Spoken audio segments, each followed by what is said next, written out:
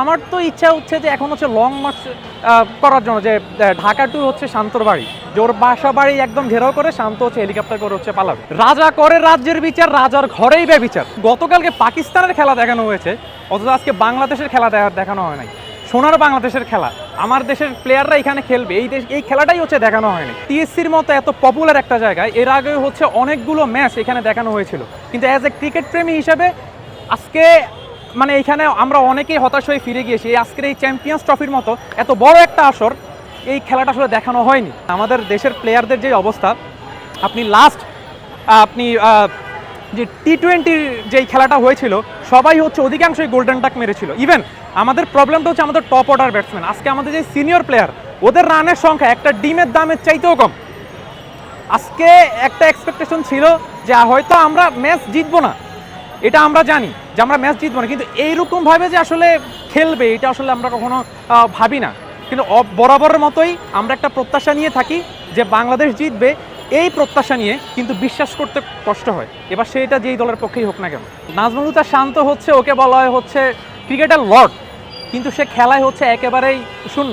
দেখেন অন্যান্য দেশে কি হয়, যখন কোনো ক্রিকেটার যখন খারাপ খেলে তখন তাদের যেই সমর্থনটা থাকে তারা হচ্ছে দল বল নিয়ে হচ্ছে ক্রিকেটারের বাড়ি ভাঙচুর করে, অনেক সময় যারা পরিচালক তাদেরও বাড়ি ভাঙচুর করে। ইভেন আমরা এরকম ভারতে অনেক জায়গাতে এরকম আমরা শুনেছি। কারণ আমার তো ইচ্ছা হচ্ছে যে এখন হচ্ছে লং মার্চ করার জন্য, যে ঢাকা টু হচ্ছে শান্তর বাড়ি, যে ওর বাসা বাড়ি একদম ঘেরাও করে শান্ত হচ্ছে হেলিকপ্টার করে হচ্ছে পালাবে।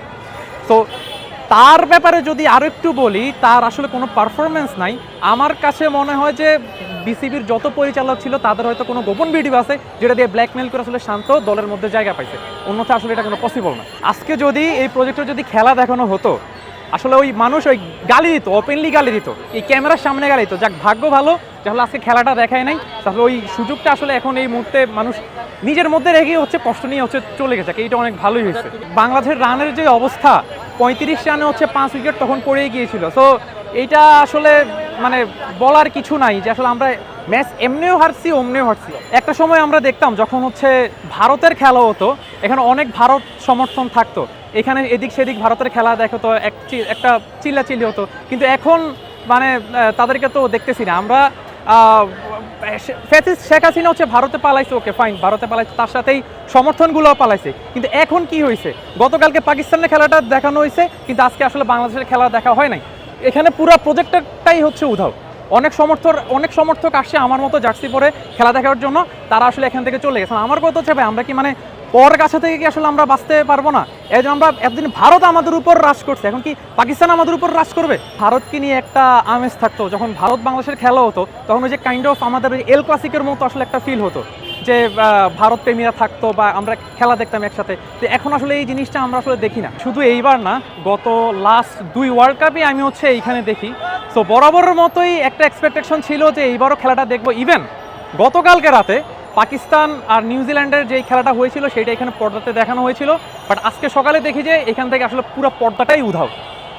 আমরা এতদিন ভাবতাম, দ্যাট মিনস যখন আওয়ামী লীগ ক্ষমতায় ছিল তখন আমরা ভাবতাম যে ভারতের প্রতি একটা টান ছিল, কিন্তু কবে থেকে যে আসলে পাকিস্তানের প্রতি একটা ভালোবাসা তৈরি হলো এটা আসলে জানতাম না। গতকালকে পাকিস্তানের খেলা দেখা হয়েছিল, আজকে এতগুলো খেলা প্রেমিক এখানে এসেছিল খেলা দেখার জন্য, কিন্তু আসলে তারা এক কথায় মানে হতাশা হয়েই হচ্ছে বাসায় চলে গেছে। এইটা একেবারে যুক্তিত মনে করি না। আসলে পাকিস্তান তো আসলে আমরা জানতাম যে আসলে আমাদের একটা শত্রুপক্ষ দেশ, বা আমরা তাদেরকে যুদ্ধে হারিয়ে স্বায়ত্ত অর্জন করেছি, কিন্তু কবে থেকে যে আসলে পাকিস্তান আবার আমাদের বন্ধু হলো এই জিনিসটা আসলে আমার মাথায় এই জিনিসটা ঢুকে না। মানে এখনো পর্যন্ত আমি এই ব্যাপারটা ক্লিয়ার না। ভারতের অবস্থা এরকম যে রাজা করে রাজ্যের বিচার, রাজার ঘরেই বে বিচার। কেরানীগঞ্জের রুহিতপুরে গ্রিনভিল সিটিতে প্লট বিক্রি হচ্ছে কাঠাপ্রতি 1 লাখ টাকা ছাড়ে 8 লাখ টাকায়, আর এককালীন মূল্য পরিশোধে মাত্র 7 লাখ টাকায়। হাসিনা সরকার, ফ্যাসিস্ট সরকার একটা সময় আসলে দেশের মধ্যে অনেক অরাজকতা সৃষ্টি করেছে। মানুষ এটার সাক্ষী। 5ই আগস্ট যারা আন্দোলনে ছিল বা তারাও আগে যারা ছিল তারা সাক্ষী যে তারা দেখেছে আসলে কি করেছে। কিন্তু ভারত যে আসলে হাসিনাকে জায়গা দিয়ে যে মানে এরকম করবে এটা আসলে আমরা কখনো আসলে চিন্তাও করি নাই।